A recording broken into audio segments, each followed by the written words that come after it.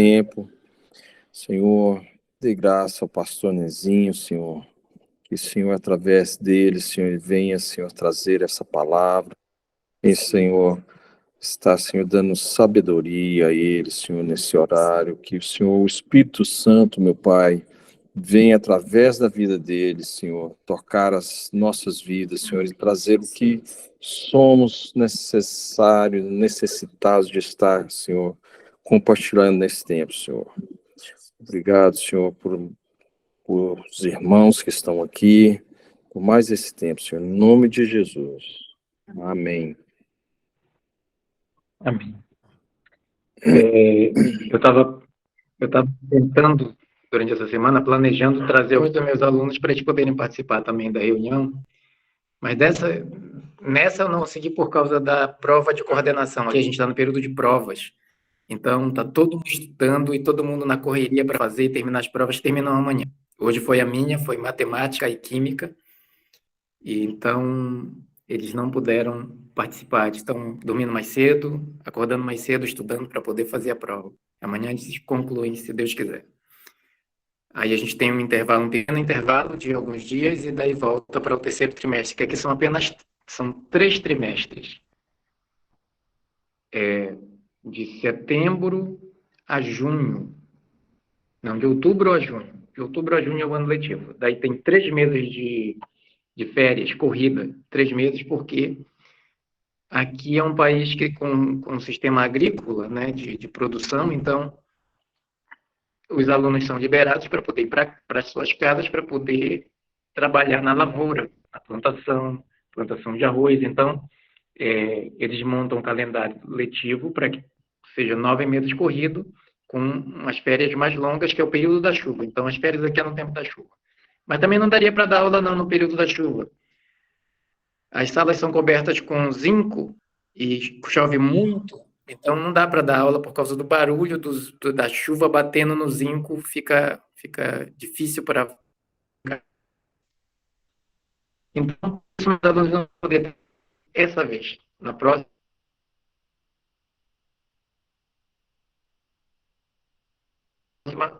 desse tempo, e eu sei que todos têm o coração missionário, têm envolvimento com trabalhos missionários, o que eu acho muito bom, porque eu acredito que a gente deve cuidar do local onde a gente está, como a igreja apacentadora, né? A gente precisa de uma igreja local, mas a igreja local não pode tapar os olhos para a necessidade que existe de missões, né? De se levar o evangelho aos lugares que a gente ainda não tem. Então, eu queria que a gente lesse lá em Atos, no capítulo 1. Atos é eu acho, um livro de cabeceira para todo missionário e deveria ser também para toda a igreja, porque Atos vai mostrar para a gente como a igreja começou.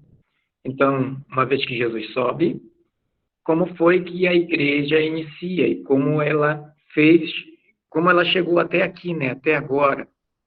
Quais foram os passos que eles deram e por que eles tiveram êxito nesses passos. E não para copiá-los, mas para olhar não para olhar uma fórmula, mas para ver o caminho, né? Qual caminho eles percorreram, para que a gente não se perca também porque a gente que está caminhando agora, para a gente não pegar um caminho errado, um caminho que acabe desviando a gente de onde a gente precisa chegar. Então, Atos capítulo 1, versículo 8 diz o seguinte, versículo 8, para a gente pensar um pouco. Mas recebereis poder ao descer sobre vós o Espírito Santo, e sereis minhas testemunhas, tanto em Jerusalém, como em toda a Judeia e Samaria, e até os confins da terra. Quando a gente olha esse texto e a gente pensa hoje, né, na nossa era, e a gente pensa nos confins da terra, a gente pensa no mundo de forma global, né? A gente sabe os continentes, continente asiático, continente europeu, continente africano, continente americano, Oceania. Mas quem escreveu, e na época que foi escrito, o texto, os confins da terra, não é. E a grande comissão não parecia ser tão grande assim. Parecia razoável até. Mas para a gente conseguir cumprir a grande comissão, e é o que eu acho importante, e é uma coisa que a gente nunca pode deixar de pensar, é que ele fala assim, ó, mas recebereis poder ao descer sobre vós o Espírito e sereis minhas testemunhas. Quando a gente vê essa parte, e um pouquinho no capítulo 2, vai Santa Igreja Primitiva, existe um certo receio no ser humano, alguns medos naturais, que são o medo de ser envergonhado, de ser desonrado. As pessoas agem com determinados padrões, com medo de passar vergonha, né? O medo da morte, que é natural para todo ser humano. Então, o medo da perda da liberdade, os medos que a gente pode enfrentar. Então, os medos nos seguem, nos acompanham desde o nosso nascimento até a nossa morte.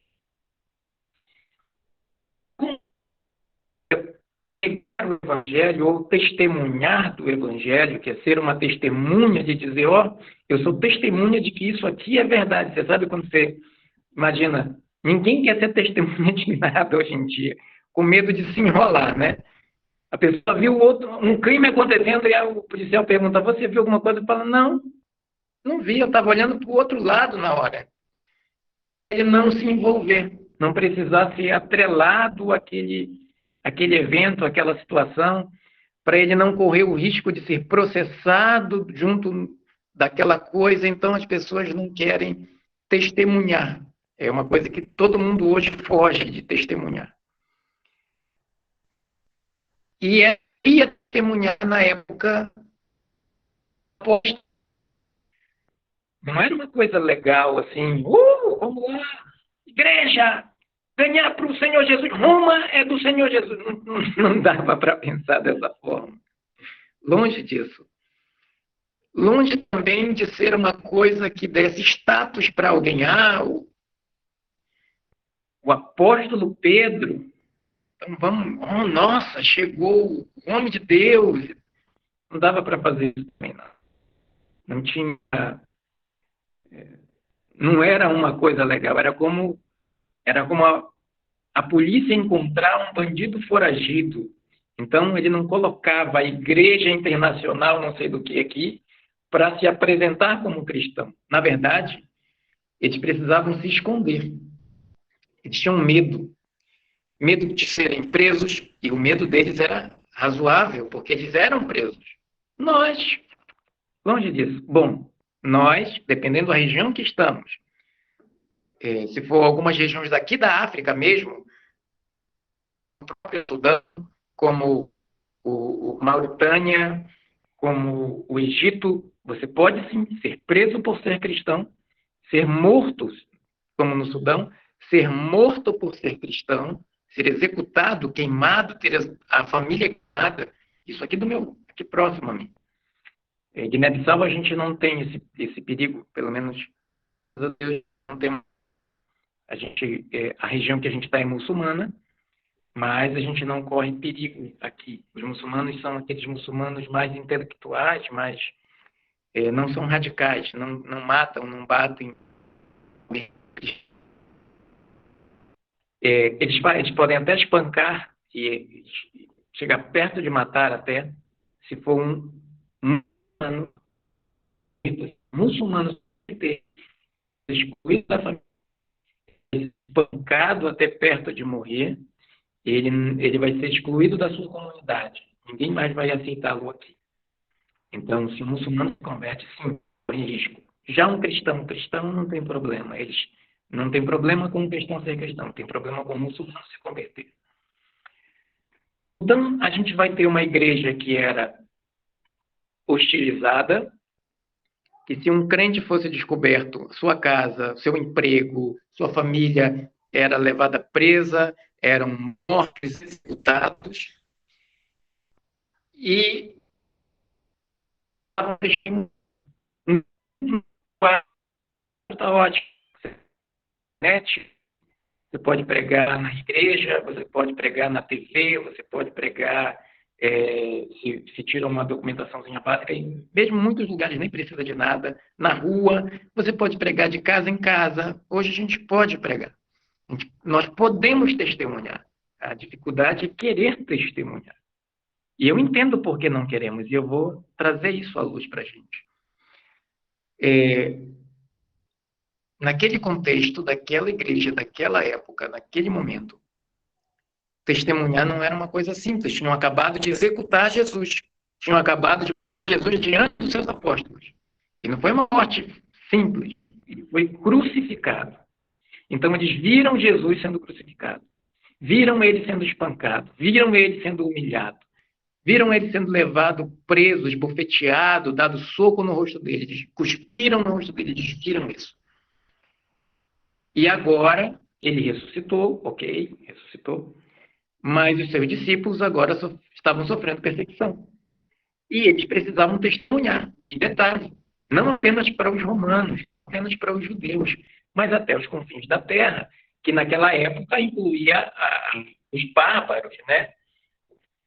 Os nórdicos, aquele povo que era esquartejava, que caçadores de cabeça, e que era além dos limites da fronteira que a própria Roma temia.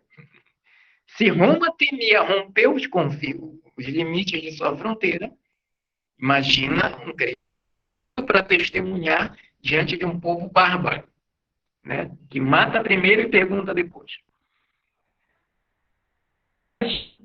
A primeira perseguição que eles sofrem, e o medo deles inicial, é o medo daquela primeira perseguição, que era a perseguição judaica, que custou até a vida de Filipe. E da onde Paulo era um dos cabeças até.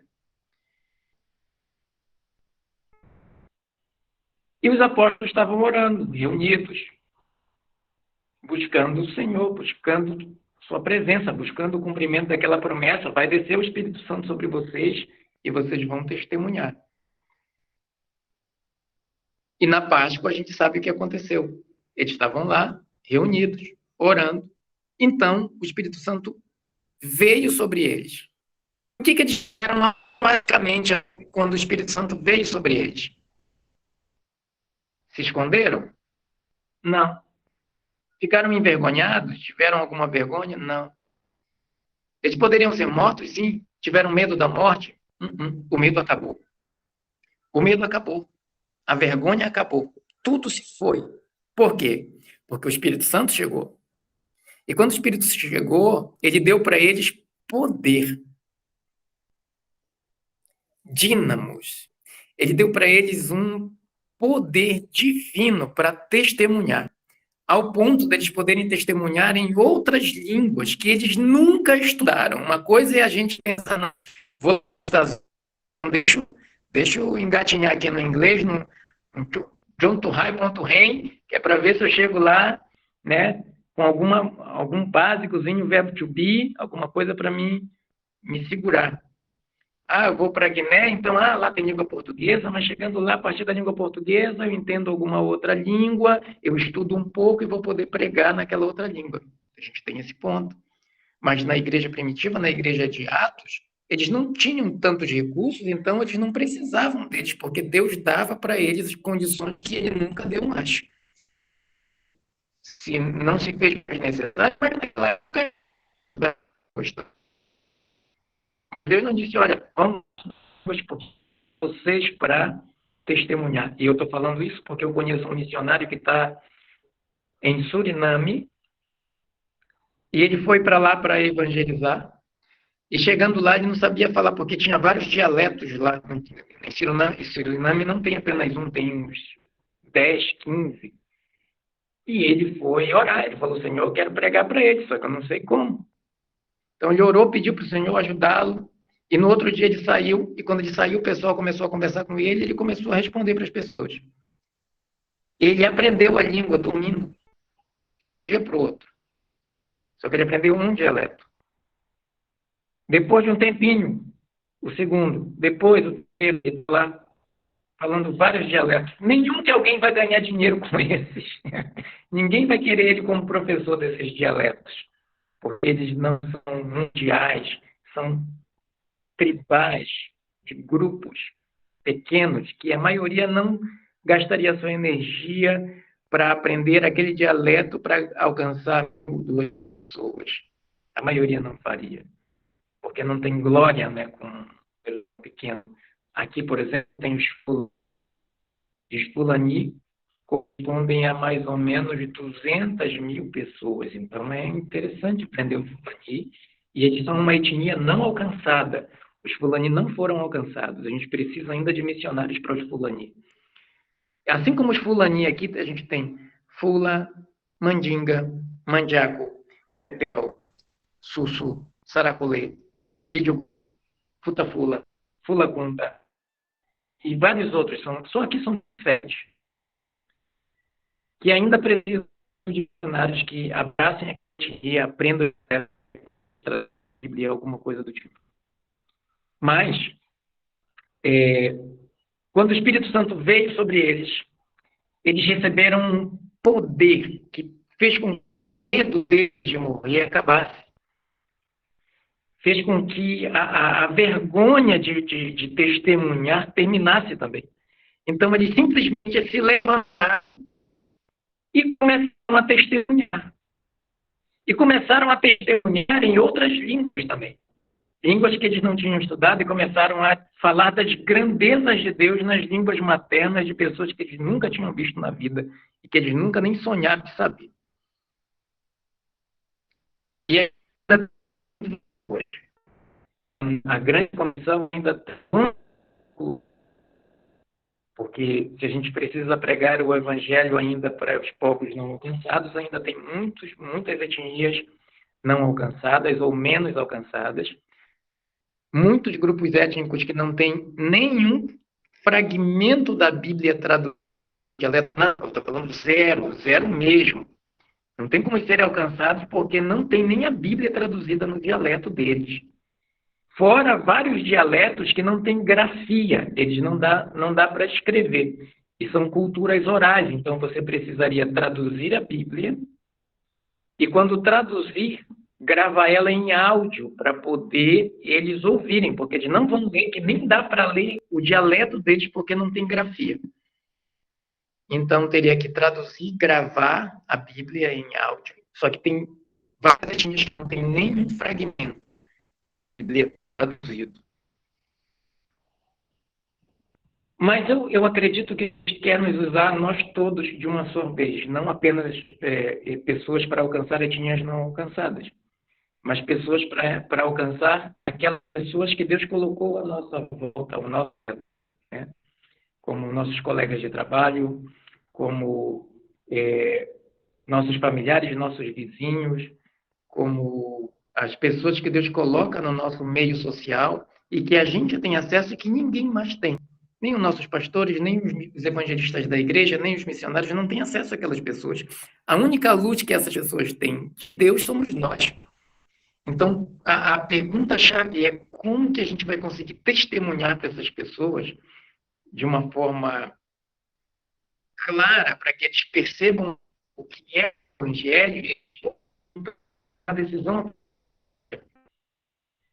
Só que a gente pode, com bons argumentos, e hoje a gente tem muito material para fazer isso. A gente tem material teológico excelente, material antropológico excelente, material de todo... Tem vários doutores em divindade que têm tomos e tomos, muitos livros escritos a respeito de como evangelizar, de como fazer, de como desenrolar a coisa humana. Mas, na prática, de verdade, a gente até consegue convencer algumas pessoas, dobrá-las intelectualmente com bons argumentos. Isso é possível. Mas para alguém se converter, de fato, como a gente lê lá em Atos, onde, quando eles começaram a testemunhar, e as pessoas ficaram assombradas com o testemunho deles, e perguntaram, tá, o que a gente faz? E Pedro não pega leve, não. Gente, se as pessoas dependessem de uma boa pregação para se converter, Pedro era a pior pessoa do mundo para levar todo esse povo da Assembleia de Deus, o da Deus e Amor. Ele era terrível. Ele começava chamando o indivíduo de imundo para frente. Ele começava acusando as pessoas de serem assassinos. E assim ele começava a sua pregação. Vocês que mataram a Jesus, vocês, seus assassinos.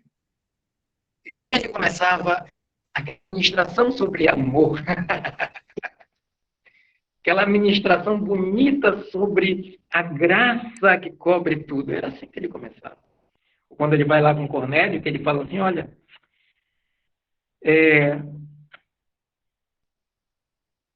Deus falou que eu não posso chamar de imundo aquilo que ele santificou, né? Então eu estou aqui para pregar para vocês, esses imundos. Mas por que essa pregação tão ruim, tão pouco eloquente, tão xoxa, conseguia gerar um impacto na vida das pessoas, na vida de milhares, e transformar a vida delas? Por quê? Isso é que é impressionante, que eu acho, na história de Pedro, porque se tem um intelectual, e a gente que ele era alguém altamente inteligente, era Paulo. Mas se tinha um fracassado em evangelizar os judeus, era Paulo. Ele não conseguia. Toda vez que ele pregava para o judeu, ele apanhava. Ele era apedrejado, ele era expulso, ele era preso. Toda vez que ele tentasse pregar para o judeu, dava problema. E quando ele pregava para o gentil, a coisa desenrolava, mas toda vez que ele tentava, e ele tentava, viu? Toda vez você vai ver ele tentando estar lá com os judeus, e os judeus nada. Só que a igreja de Pedro planta, a igreja de Pedro cuida. Quando a gente vê o que está escrito em Atos, inclusive, está escrito lá, quando a igreja de Jerusalém tinha pelo menos 10.000 homens convertidos. E eram 10.000 judeus. Eu acho que devia ser um trauma para bruto, com pouca eloquência, ganhar tanto judeu para Jesus. Já ele, discípulo de Gamaliel, um dos mestres mais refinados daquela época, dos mestres altamente inteligentes, instruído, não conseguia.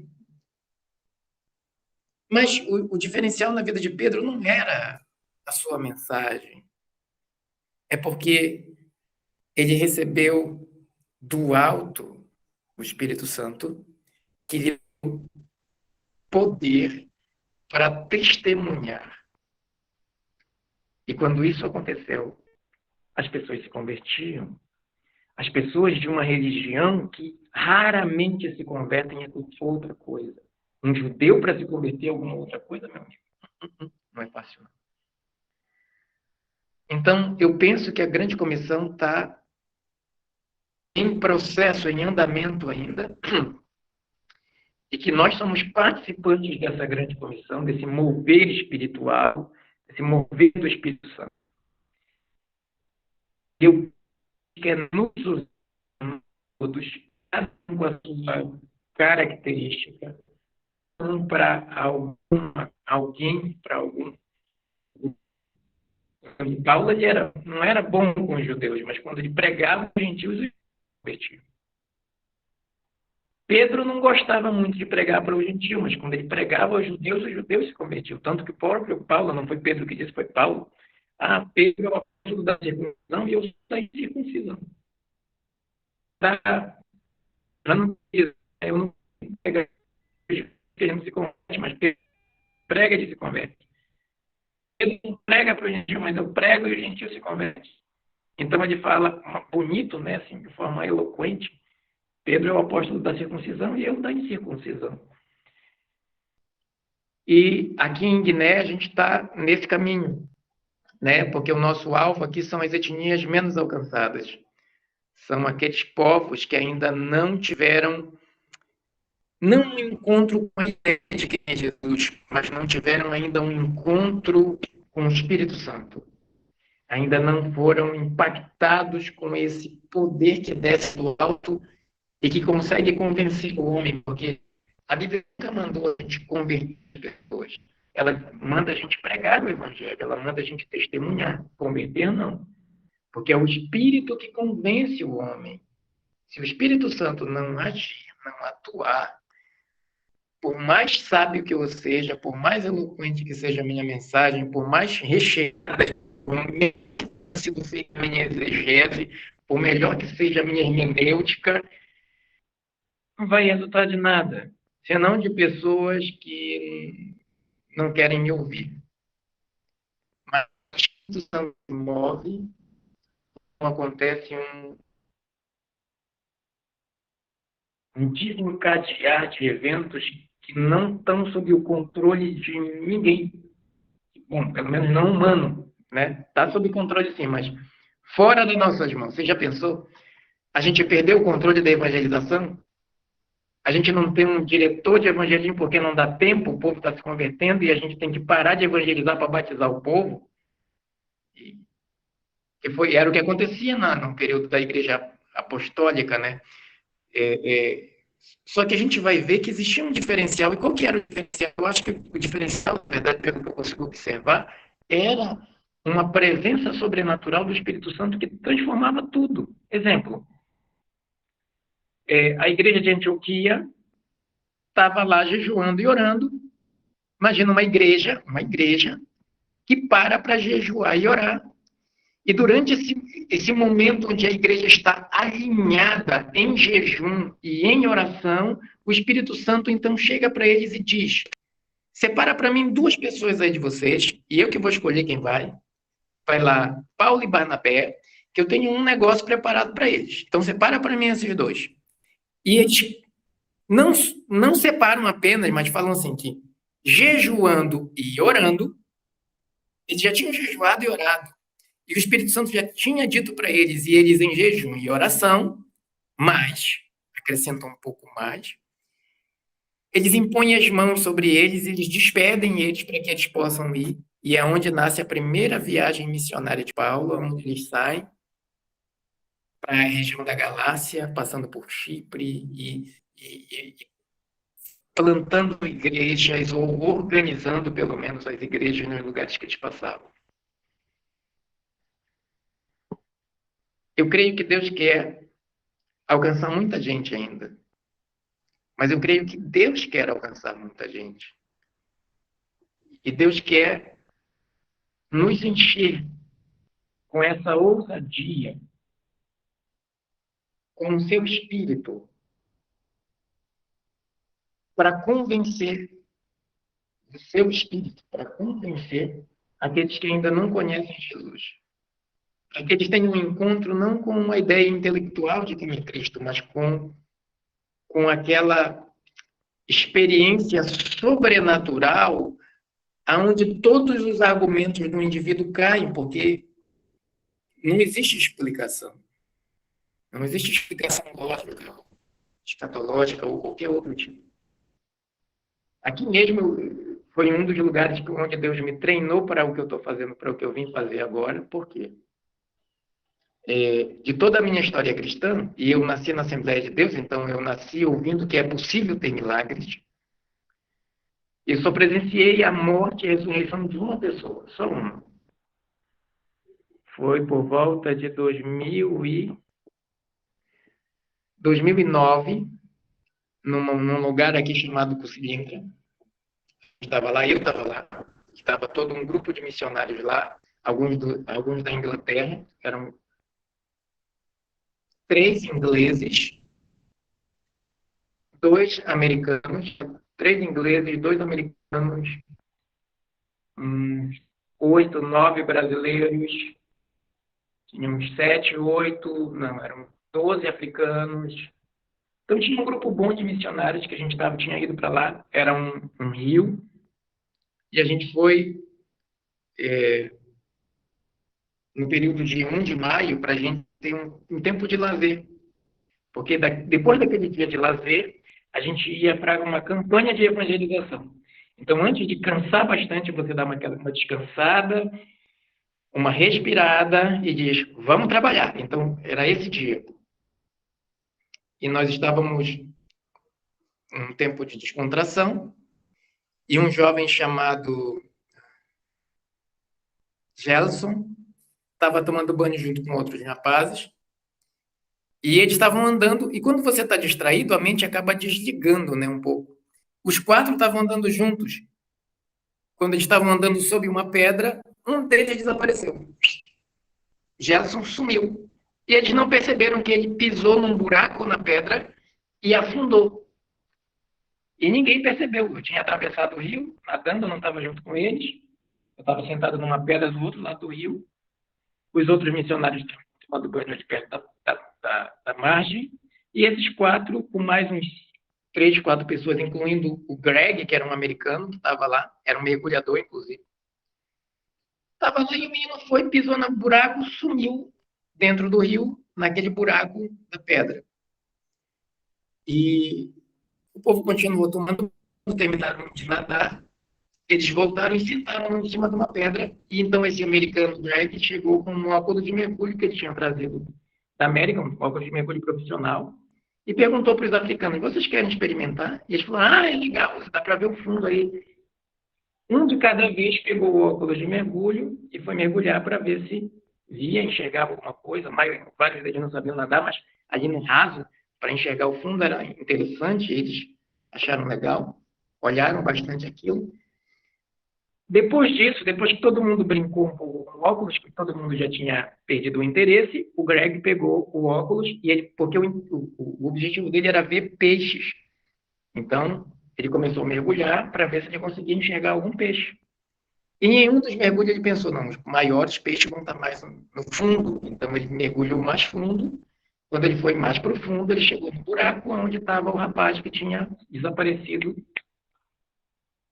e estava lá no buraco. Então ele só viu ele falou que ele viu aquela palma do pé branco no fundo. Ele nem pensou 2 vezes, só fez garrar e saiu com aquele fora assim da água e chegou sem vida em cima da pedra e fizeram massagem cardíaca, sopraram na boca dele, mas ele estava lá muito tempo no fundo. E eu, do outro lado do rio, comecei a ouvir o choro e o desespero. Quando eu vi o choro, eu pensei, alguém se afogou. E eu olhei o choro, eu vi o missionário me assaltando, gritando, chorando, e todo mundo chorando. O líder da base era um fidiano. Os fidianos são como os havaianos, né? Aqueles armários, aqueles enormes. E ele chorava como uma criança. Só que aí um grupo de missionários começou a orar. Sem nenhum medo. Tinha 3 missionários ingleses que simplesmente começaram a orar. E tinha uma que tinha um bebezinho novo, então ela segurou o bebê, levantou a mão para o alto, sentada em cima de uma pedra e começou a orar pelo rapaz. Eu nadei rápido, atravessei o rio, saí correndo pela margem. Quando eu cheguei, eu vi o guri lá sobre a pedra e o pai dele não era crente. Então eu pensei no pai dele. Eu falei, como é que a gente vai contar isso para o pai dele? De verdade, foi esse o meu pensamento. A íris dele estava dilatada, estava totalmente dilatada, e ele estava lá. O pessoal tentando fazer massagem, choro coletivo, com exceção de alguns que estavam orando. Então, alguns começaram a parar de chorar e começaram a orar. O Gelson se levantou do nada. Sabe o que é do nada? Ele simplesmente se levantou. E as pessoas se assustaram com aquilo, pegaram ele, sentaram ele, forçaram ele para sentar. Só que o impressionante, o que eu acho inexplicável, é que se ele se afogou, se ele estava lá embaixo da água, o mínimo, ele deveria ter água nos pulmões. No mínimo. Vamos pensar que fizeram massagem cardíaca depois de vários minutos debaixo da água, pelo menos meia hora. Vamos pensar que depois de meia hora, fazendo massagem cardíaca, a pessoa retornasse. O que aconteceria se ele estava com os pulmões cheios d'água? Ele vomitaria água, ou tossiria a água para fora. Mas ele levantou como se nada tivesse acontecido. Nada. Como se ele tivesse dado uma deitada na pedra para descansar e ele quisesse ficar de pé. Só isso. Não tossiu, não pôs água, não vomitou água, não colocou água para fora, nada. Simplesmente levantou. E agarraram ele, sentaram ele lá. O líder da base, que estava em prantos, levantou, saiu da água, que ele estava metade dentro da água, metade fora, orando em prantos. Ele levantou, apontou para ele e falou assim: hoje não é o seu dia. E foi embora para a barraca dele. Foi tão chocante para nós, que era para ser um dia de lazer, de diversão. Daquele momento para frente, a gente tem as fotos do dia, do que aconteceu, né? Tá todo mundo triste, no fino. O menino tinha ressuscitado, mas a gente... Você sabe o impacto que tem uma pessoa que você morrer na frente? Eu sei que ele levantou, mas a gente ficou todo mundo assim, abatido. As fotos mostram a gente, todo mundo churu, como diria na minha terra. E eu olho isso e então, são coisas que me mostram uma porção do poder de Deus que a gente começa a se desacostumar por causa da tecnologia, por causa do avanço da medicina, por causa do avanço do conteúdo filosófico e de tudo que a gente está aprendendo e entupindo a nossa mente. A gente se entupiu de tanta coisa que parece que a verdade de Deus deu espaço para a tecnologia. A tecnologia avançou tanto que a oração vai virar o segundo plano. Dá para lá, caso lá não dê certo, quando o médico disser que não tem mais jeito, aí é Deus, aí a gente pode, aí a gente aciona Deus e vai estar valendo. Até aquele momento, vamos ver os recursos que a gente tem, porque recurso 1, esse, recurso 2, esse aqui, quando a gente esgota os nossos recursos, então, a gente aciona Deus. Outra coisa no evangelismo, normalmente quem evangeliza, eles fazem muitos cursos de evangelização, mas pouca busca do Espírito Santo. Então, quando você tem, por exemplo, um curso, você vai em busca de qual a técnica que um evangelista pode te ensinar para que você ganhe almas para Jesus. Então, você tenta descobrir qual é o macete de como apresentar Jesus para alguém. E eu acho que isso dificulta um pouco a testemunhar ou a pregação do Evangelho. Porque não existe uma fórmula, não existe um macete, não existe um jeitinho melhor, mais fácil. Talvez, e a gente precisa, sim, estudar a Bíblia. Porque para você apresentar o Evangelho sem conhecer a palavra, complica um pouco. Mas se eu tenho apenas a palavra e argumentos para transmitir, mas eu não tenho uma experiência pessoal com o Espírito Santo, é muito difícil, é muito complicado de testemunhar. Aí a gente vai ter vergonha e a gente vai ter medo. Eu fui ministrar uma vez numa rádio e o tema que a pessoa lá do programa tinha colocado envolvia um ponto, entre todos, um dos pontos era a homossexualidade. E quando chegou naquele ponto, cada ponto eu fui discorrendo um pouco. Quando chegou na homossexualidade, eu não queria me deter muito, mas eu discorri um pouquinho. Só que quando eu estava tratando o tema, ele tentou mudar de assunto. E ele tentava fugir do assunto e eu tentando terminar. Quanto mais rápido eu terminava e passava para o próximo, mas ele não deixava, que ele tentava tirar o assunto e eu voltava para me terminar e ele tentava desviar. Eu dizia, não, irmão, olha, entenda uma coisa. A Bíblia fala sobre isso. E ela nos manda amar. Essa é a ordem da Bíblia, para que a gente ame. Mas a Bíblia também diz que é pecado. Ela não trata de outra forma. É assim que ela trata. Não tem como enfeitar a coisa. Aí, quando eu terminei, passei para o próximo ponto, para o seguinte, a gente terminou, e ele que estava me deixando em casa, no carro, ele me olhou e falou assim, Nezinho, qualquer dia a gente vai sair da rádio para a prisão. Eu falei, meu irmão, A gente ainda não saiu da rádio para a prisão. Qual é o nosso medo? Porque quando os apóstolos eram presos e espancados porque tinham ministrado e pregado o evangelho, está escrito que eles saíram contentes porque eles tinham sido achados dignos de padecer pelo nome de Jesus. Eles eram doidos. Doido não. Eles eram cheios do Espírito Santo. E alguém cheio do Espírito Santo sabe que o sofrimento presente não consegue se comparar com o peso de glória que está vindo. Então a gente pega a malária, toma um tratamento, toma uma quinina, ora, se o Senhor não quiser curar daquelas formas milagrosas, ele vai curar através da quinina e a gente vai embora. Não tem médico aqui onde eu estou, tem até um doutor que é meio cego, tem um médico que é cego e idoso, mas ele é excelente médico. Tirando a vista, ainda bem que o exame que ele faz não é de vista. Mas mais do que eu, tem gente mais para dentro do mato ainda, que está aqui mais de 30 anos tomando tratamento de, como é que chama? Aquele preventivo, profilaxia, fazendo profilaxia para não pegar malária há mais de 30 anos. O pastor que está lá, o pastor Valberto, já não tem mais cabelo na cabeça porque a quinina, pequenas doses de quinina vão fazendo o cabelo cair. Pastor Jeremias, o senhor tomou quinina? Tomou muita quinina na juventude, pastor?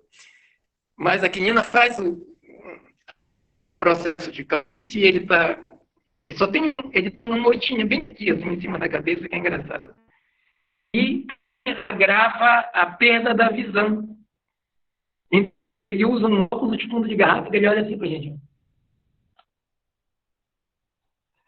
E ele está lá mais de 30 anos no meio de uma etnia não alcançada, pregando, ministrando, evangelizando. Tem várias pessoas convertidas lá.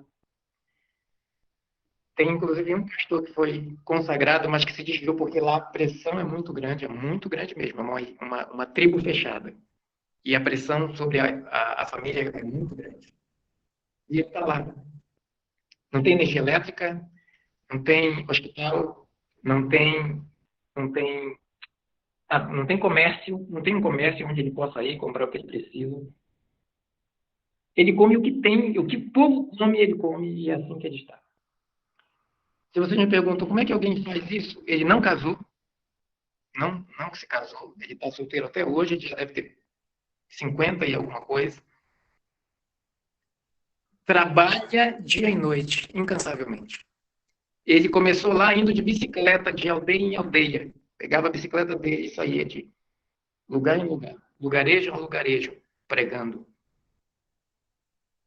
Hoje ele tem um carro, que benção. Mas ele começou com a bicicleta. E a bicicleta nunca foi um empecilho para ele, nunca foi a desculpa para ele não fazer. O lugar é muito longe, não dá para ir, né? Você sabe como é que é. É muito difícil o chamado da pessoa. Não tem um carro, é a bicicleta mesmo.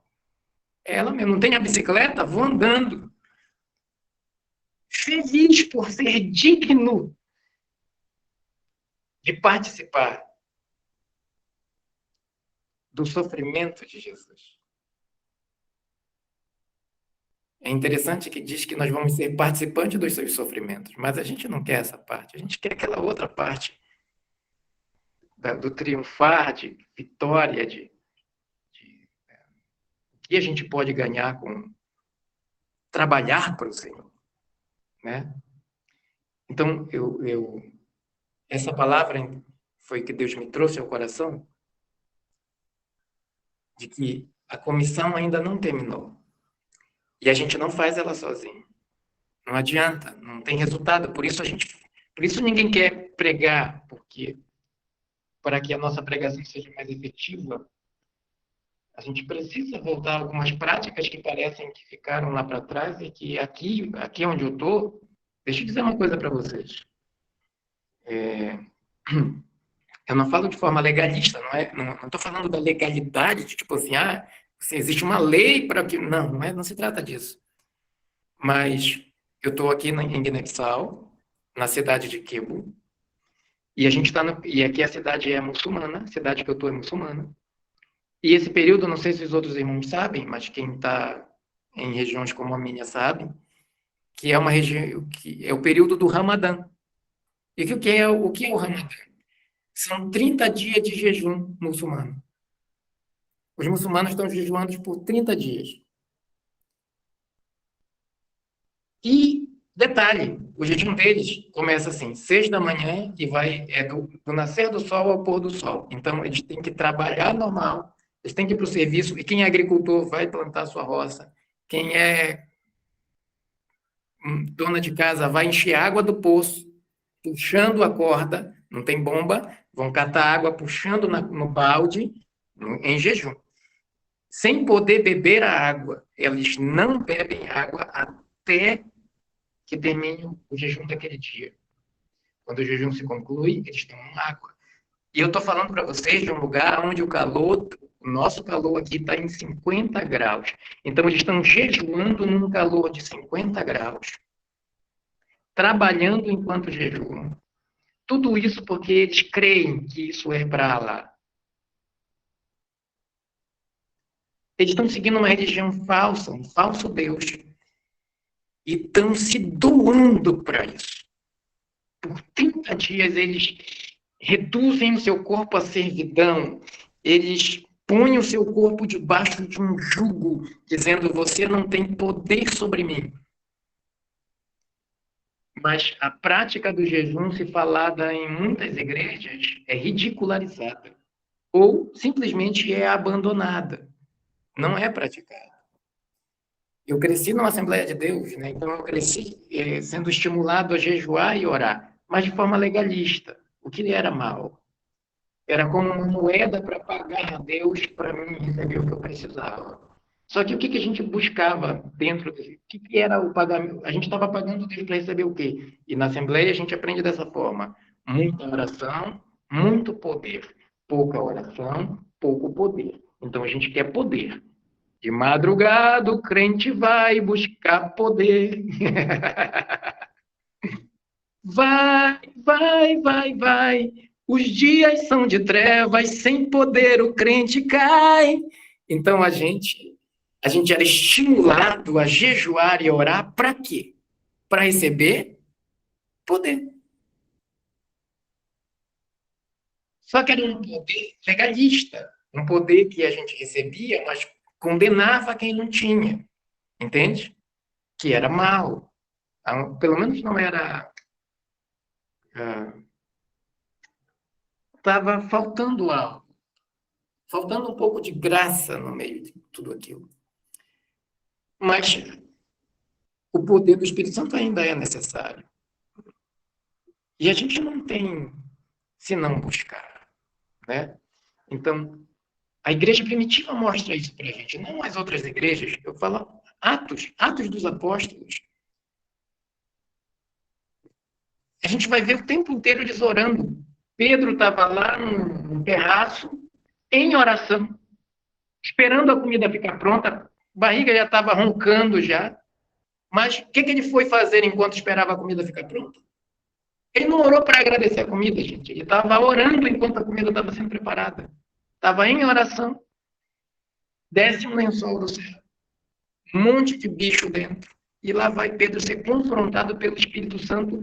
Deus quebrando suas crenças. Como é que ele quebrou? Com um pregador? Não. Ele quebrou com o Espírito Santo. Quebrou as crenças de Pedro. Ampliou suas crenças. A gente vai ter Paulo cego. Paulo, depois que ele fica cego, depois que ele tem um encontro com Jesus no caminho lá de Emaús, ele entra em oração. Ele fala assim: rapaz, eu estou cego, não estou vendo, não estou nem vendo, eu vou orar. E ele começa a orar. E ele ora, enquanto isso, Deus está falando lá com Ananias e fala assim: vai lá, ele está orando. A gente vai ter o centurião Cornélio, que não era nem crente, não era crente, orando e ajudando os pobres. Você já pensou um cara que não é convertido orando e o anjo próprio do Senhor dizendo para ele assim: olha, as tuas orações e as tuas esmolas estão subindo lá em Deus. O cara não era nem crente, as orações dele estavam subindo. Só que a gente perdeu um pouco da prática de uma disciplina espiritual. Eu falo disciplina não como algo ruim, mas sim como algo bom, porque a gente precisa se disciplinar para tudo que a gente faz na vida. Seja no trabalho, a gente precisa de disciplina, seja na família, seja no estudo, seja em qualquer coisa. A gente precisa desenvolver algo que nos mantenha no caminho. E uma última coisa lá, que eu estava olhando e pensando, a gente vai ver o envio do próprio Paulo e Barnabé é a partir de jejum e oração, e a gente vai ver também quando o apóstolo João, preso, exilado, velho, numa ilha, não dá para pregar mais, senão para os presos, não dá para testemunhar senão para os presos. O que ele faz numa ilha preso? Por pregar o evangelho. Ele ora até entrar em êxtase, e diz assim, ó, João estava em espírito quando houve uma voz por trás dele lhe chamar. Ele não estava naquela ilha, gente. Ele estava lá, pertinho do céu, em êxtase. E então, uma voz e um ser como o sol atrás dele. Você já pensou a gente chegar nesse nível de busca da presença de Deus? Ao ponto de a gente ter um vislumbre de coisas que a gente não pode nem contar para ninguém, porque João não conta tudo o que ele viu. Ele fala assim, olha, tem coisas que eu vi, gente, que eu não posso contar para vocês, eu lamento. É só para mim. Ele contou um negócio lá, um negócio bacana. Só para mim. Paulo vai dizer isso para nós também, ele vai dizer, olha, gente, eu conheço um homem, eu não sei se foi no corpo, eu não sei se foi fora do corpo, eu não consigo descrever para vocês a experiência que eu tive com o Senhor.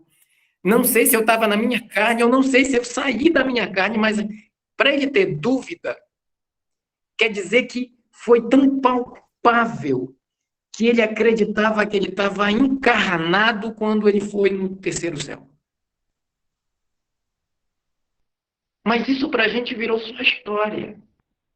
Quase que um conto de fada. A gente crê porque está na Bíblia. Mas a gente pensa assim, não, isso ficou para aquele tempo. Para agora, não é mais necessário algo tão profundo. Para agora, o raso é suficiente. Entende? E eu acredito que Deus está nos convidando, eu estou olhando algumas coisas e eu estou vendo Deus chamando muitas pessoas para a sua presença. Eu não falo morrendo, né? Mas eu falo pessoas que estão sedentas de uma experiência mais profunda com Deus, como está acontecendo lá nos Estados Unidos, e alguns moveres estão acontecendo não só lá, mas em várias partes do mundo. Deus está mexendo nas águas da sua igreja, chamando as pessoas para a sua presença, e as pessoas estão começando a se acordar para isso, e isso não é novo.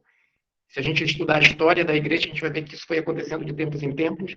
O movimento moraviano, lá nos Morávios, aconteceu com o Conde Zinzendorf, o movimento pentecostal, lá na Rua Azusa, com aquele mover de Deus que inexplicável, que pessoas que era para a gente ter nascido. Se a gente tivesse sido contemporâneo lá da Rua Azusa, nossos óculos iam estar lá naquele saco de óculos que ficava no pé da parede da igreja, porque ninguém precisava mais dos óculos, que entrava na igreja, a cura chegava e os óculos eram descartados. Você já pensou? Aí a gente pensa, não, mas Deus não precisa mais fazer isso. Talvez a gente não queira mais que Deus faça isso. Porque todo mundo que viveu isso perdeu o medo. Perdeu o medo de morrer. Perdeu o medo da má fama. Ah, esses são doidos. Isso, quanto o movimento pentecostal já ouviu que eles são doidos, não é brincadeira. Mas quando o endemoniado aparece em alguém de verdade, aquele demônio real, porque tem uns caras que são farsa. Você sabe o que é que o povo faz? O povo da presbiteriana faz quando eles vê um demoniado na igreja deles? Eles pegam ele, levam na Assembleia de Deus e falam: tira, tira aqui para mim. Porque eles não sabem o que fazer. Porque essa coisa de gente doida, lá do movimento pentecostal, lá da Assembleia de Deus, vem aquele carinha que não sabe nem ler a Bíblia. Ele pega, ele abre ela no Salmo 91, que está com as páginas amarelas, e começa a cantar no meio de fogo e o demônio sai.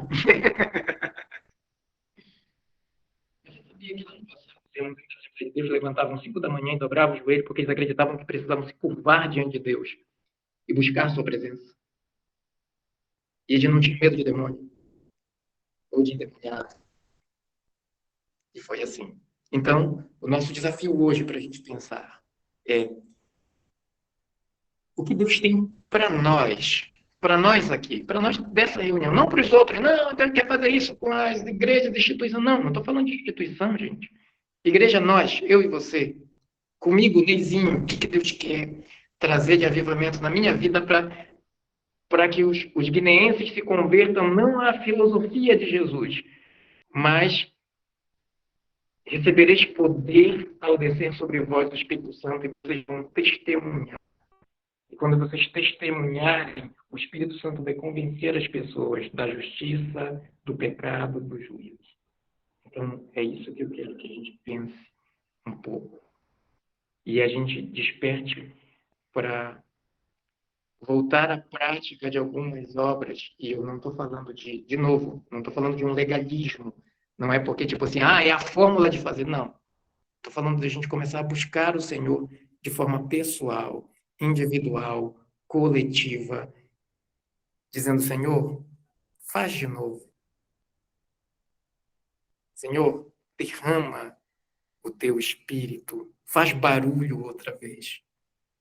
Ensina-nos as línguas outra vez. Queremos pregar em novas línguas. Levanta os neros outra vez, porque nós não temos medo do nero ou da tocha. A tocha é só o passaporte que nos leva para casa. Só isso. Ela não tira a nossa vida. Ela nos manda para a nossa vida de verdade. Só isso. Eu vejo muitos brasileiros assustados hoje com o sistema de governo, alguma coisa, quando nunca foi necessário se assustar. Pode levantar Nero, gente. A igreja continua a mesma. Na verdade, quando Nero se levanta, a igreja parece que pega fogo. Porque uma parte de nós fala assim: pode matar. Quer aprender? Pode aprender. Mas não porque a gente cometeu crime. Porque a gente não vai deixar o caminho que a gente abraçou. Se vocês pregarem, vocês vão ser presos. Aí vão ter que aumentar as cadeias. Que a gente vai pregar. E eles vão prender. E os outros vão pregar. E eles vão prender. Aí eles vão ter que fazer uns anexos. Os crentes. E aí os crentes presos vão orar. Que nem Paulo e Silas. Vamos orar aqui dentro? Vamos. Canta outros oram. Aí começa a cantar, começa a orar quando vem um terremoto. Abre porta, crente saindo. Tu já pensou? Eu fico sonhando com um avivamento na nossa geração. Não a partir de outros, gente. Estou falando um avivamento a partir do Neizinho. Não por causa do Neizinho, nada a ver com o Neizinho. Mas porque o meu desejo é ver conversões em massa a Cristo. Qual foi o pregador? Não sei. Era um cara que pregou lá, nem sei o nome dele. Não, quem fez a conversão foi o Espírito Santo, então não faz diferença o nome dele. Quer ver uma coisa? Se a gente pensa no avivamento da Rua Azusa, qual é o nome do avivalista que estava lá? Qual é o nome daquele pastor mesmo? Alguém lembra? Avivamento da Rua Azusa, o nome do pastor? Ninguém lembra. Você sabia que era um grupo de umas 10 pessoas que começou a se reunir para orar lá? Mas ninguém sabe o nome das 10. Sabe o nome de um. Isso se você for pesquisar no livro de história. Porque ele não é famoso, ele era pobre. Pobre não fica famoso. Zinzendorf era alguém de família nobre, né, de nobreza. Mas do avivamento da Rua Azul era um grupinho de uma igreja pobre que se juntou para orar, para buscar o Espírito Santo, e o Espírito Santo gerou uma coisa fora do normal. Então eu creio que o Senhor quer gerar isso nos Estados Unidos, em Guiné-Bissau, no Nordeste, em Itaguaçu, em Baixo Guandu. A partir de quem? De ninguém, de pessoas anônimas que simplesmente disseram: Senhor, glorifica o teu nome, que o teu nome seja exaltado. Mas se o Senhor precisa de lenha para queimar, tem lenha aqui. Mas o fogo é o Senhor. Então pode queimar. E foi isso que eu decidi quando eu abracei o meu chamado e a minha vida. E quando eu abracei, inclusive, Guiné-Bissau, eu falei: Senhor, se o Senhor precisa de mais uma lenha para Guiné, estou aqui. E a gente está aqui. Amém?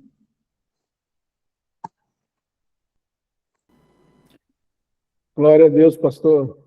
Tremenda palavra. E hoje eu estava pensando nisso, a Rosinha colocou ali, que estava, né, no chat ali, e nós temos, desde novembro, nós estamos, eu fui no encontro missionário, e lá, todo dia nesse encontro, lá, a CBM, né, Encontro Brasileiro de Missões, e lá 10:02, o relógio despertava, todo mundo parava e orava. Porque lá em Lucas, né, 10:2 diz que a seara é grande, mas são poucos os trabalhadores. Então, desde novembro, eu coloquei meu relógio para despertar. Depois, no Nordeste, nós mudamos para 9:38. Então, nós temos orado 9:38, que é Mateus, o mesmo versículo, né? A seara é grande, mas são poucos os trabalhadores. E hoje eu me ajoelhei lá, nesse horário, e eu falava isso para o Senhor. Senhor, né? Manda pessoas, manda, né?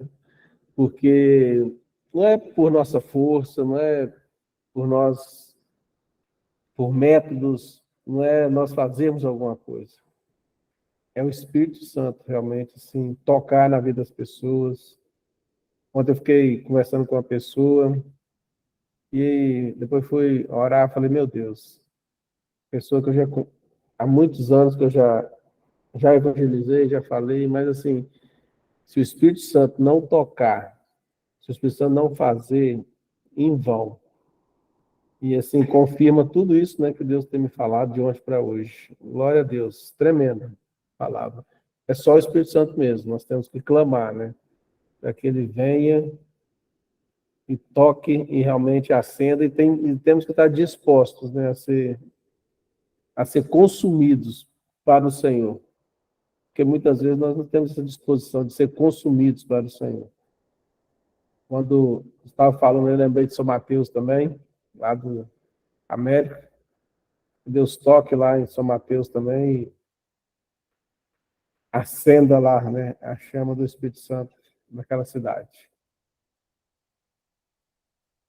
Quem quiser falar, fica à vontade aí, queridos.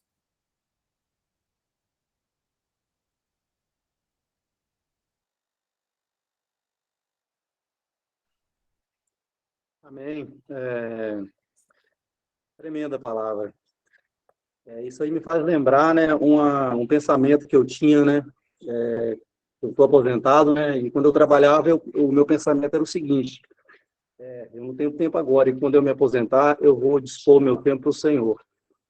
E a gente faz esses planos, né, coloca isso na mente, mas quando as coisas vão acontecendo, a gente não coloca aquilo que a gente está pensando, né, em prática.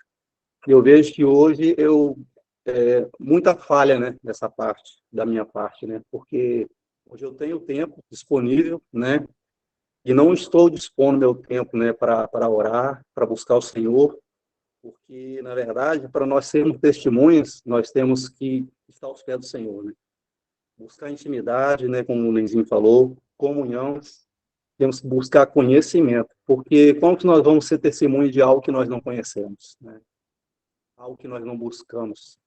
Então, isso é uma falha, né, da minha parte, eu creio que é uma falha muito grande, e que tem que buscar, né, o Senhor, né, e eu creio que essa força de fazer isso, ela vem do Senhor. Não adianta a gente querer fazer da nossa própria força, né, e para a gente começar a fazer isso, nós temos que pegar esse tempo, né, porque, na verdade, não é um tempo disposto para o Senhor, Na verdade, está errado. Esperar você ter o tempo para dispor esse tempo do Senhor, né? Eu acho que as primícias têm que ser do Senhor, independente se você trabalha, se você é aposentado, se você tem tempo, ou se você não tem tempo. Enquanto a gente vai, né, a gente serve ao Senhor, independente do que a gente faça. Então, é uma mentira quando a gente para e você tem as atividades nesse mundo e fala, quando eu não fazer mais isso, eu vou servir o Senhor. Não, isso é uma mentira. Nós temos que servir independente do tempo, né, que você tenha, se você está trabalhando, se você está parando, não está parado, né? Isso é uma mentira. Eu acho que é buscar o Senhor, independente de qualquer coisa, né? E eu vejo isso hoje, né? Eu tenho tempo disponível e não tenho feito. Então, glória a Deus, Nenzinho, pela sua vida, né? Pela essa visão que você tem, por isso que você está fazendo, né? Glória a Deus por aqueles que estão fazendo. A minha vontade é fazer também, mas eu tenho certeza que por mim mesmo eu não consigo. Eu acho que eu tenho certeza que eu só vou conseguir quando eu colocar o meu joelho no chão e a primeira coisa, começar a orar, buscar o Senhor. E a partir desse orar, eu vou buscar, aí eu vou ter intimidade, conhecimento, prazer, né, na leitura da palavra, para ter conhecimento, para ser testemunho. Né? Eu creio que é isso. Glória a Deus pela tua palavra.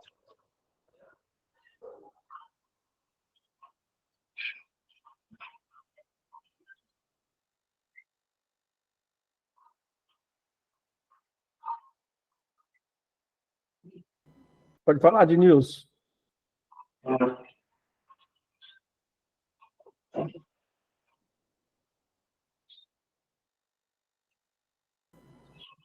Denilson, pode falar. Você levantou a mão aí?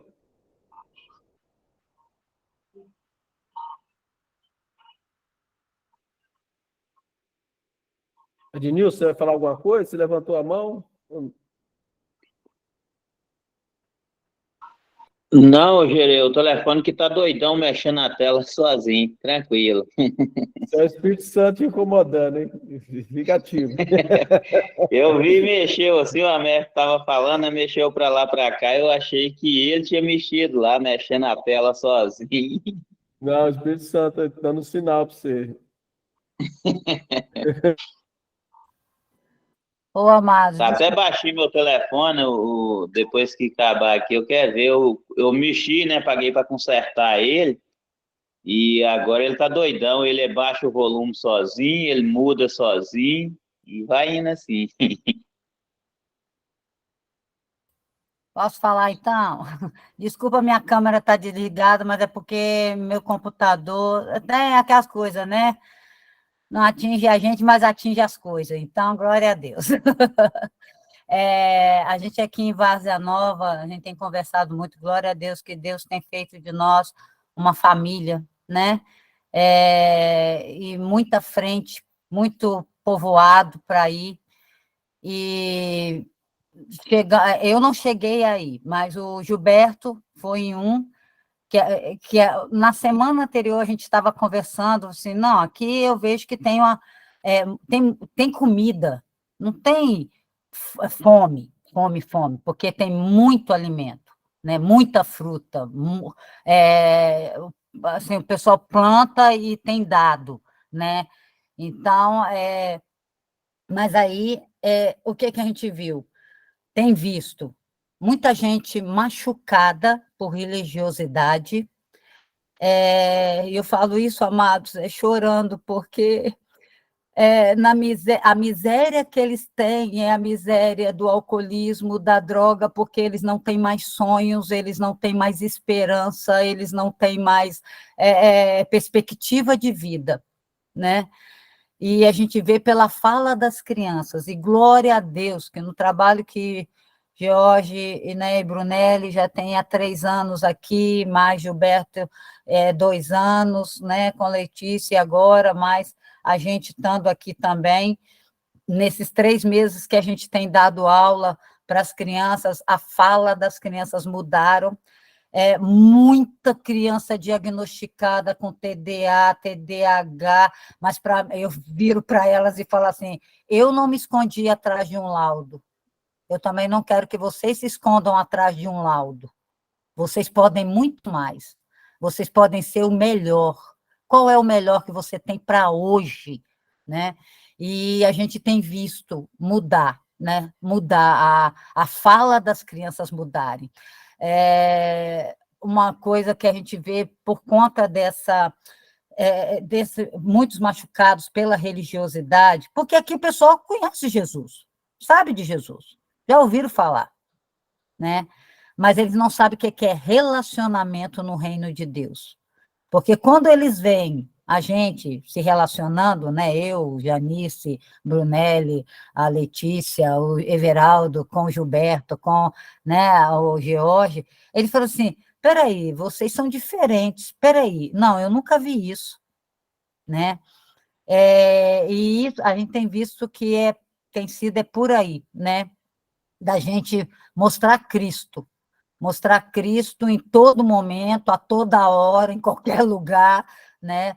A nossa vida é transpirar Cristo, né? E essa palavra veio muito de encontro, Neizinho, muito de encontro, né? Eu quero até a gravação dela para passar para mais pessoas, que a gente tem falado sobre isso daí, né? A igreja hoje, ela tem que ir aonde ninguém quer ir. Então, nós descobrimos um povoado aqui que se chama Ouro, não sei de quê, mas é Ouro. Ouro Verde. Não sei que ouro é esse, porque lá as pessoas estão desnutridas, as pessoas estão sem perspectiva nenhuma, não tem homens, não se viu no povoado, só se viu mulheres drogadas e alcoolizadas, com crianças assim, totalmente desnutrida por conta de uma família que não corre atrás. E aí, com isso, e também não querem, né? Assim, aliás, dizem não querer, mas nós vamos descobrir que demônio é esse que está lá naquela entrada, né? Em nome de Jesus. Mas nem as assistentes sociais da prefeitura não querem ir mais lá. Ah, não tem jeito. Ah, não vai dar jeito. Nem o carro que pega as crianças, que a prefeitura que tem um carro que vai no povoado para pegar as crianças, para poder dar reforço escolar, nem isso eles querem ir lá. Então, muita essa miséria, mas que eu vejo que não é por falta de comida, é por falta de perspectiva de vida, de saber quem é Deus para a vida deles, né?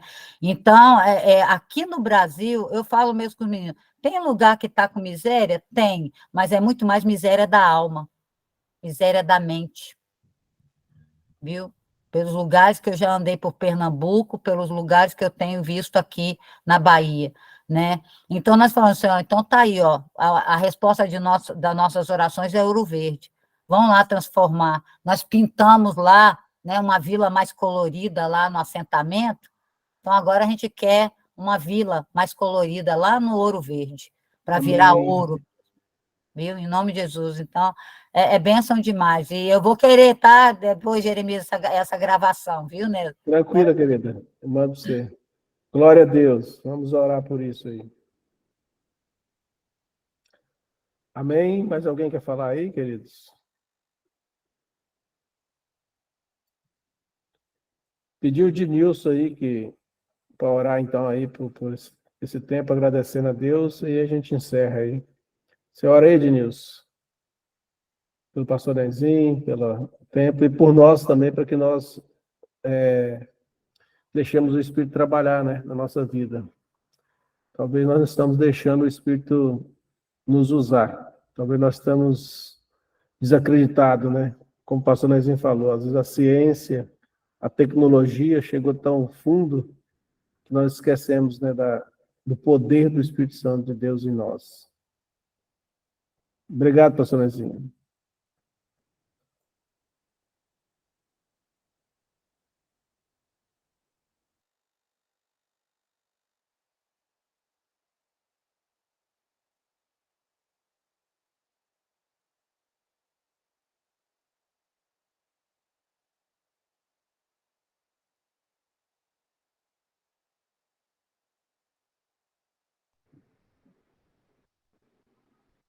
O Dinilson acho que não deve não ter ouvido, hein?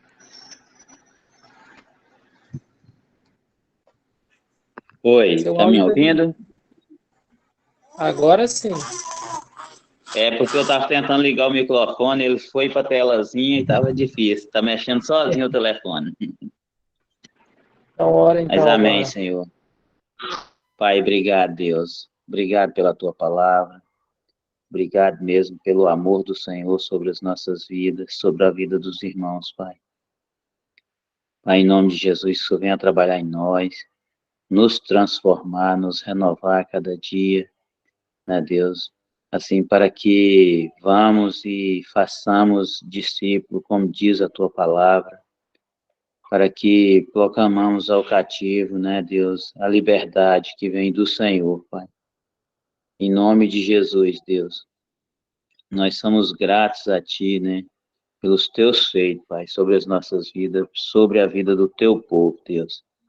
O Senhor continue fazendo, né, em cada localidade, né, Deus, os projetos, né, que os irmãos têm em mente a fazer, né, que seja do Senhor, que o Senhor esteja no controle de todas as coisas, né, para que a Tua palavra seja mesmo, Pai, pregada a todos os confins da terra, como diz a Tua palavra, Senhor.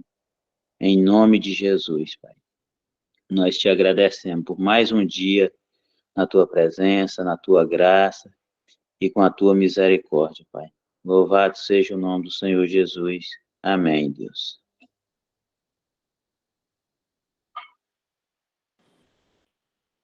Amém. Amém. Glória a Deus. Glória a Deus, Meu querido. telefone tá baixinho, talvez quase não ouviram aí, né? Não, deu para ouvir, sim. Assim, Deu. tá Entende, Só né? não baixando sozinho e tranquilo. mudando a tela sozinho.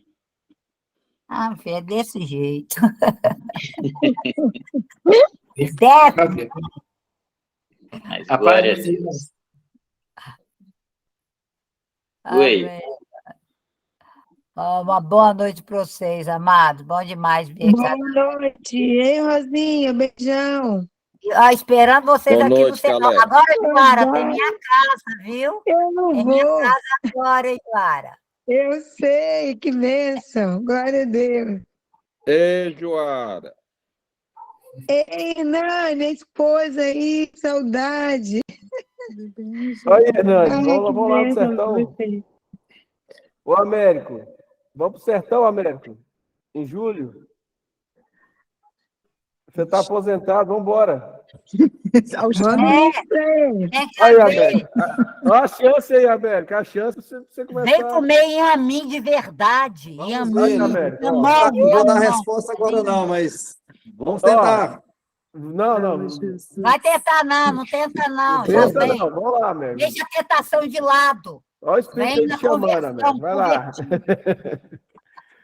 Pessoal, um abraço. Deus abençoe a todos. Tchau, amados. Amém, boa noite.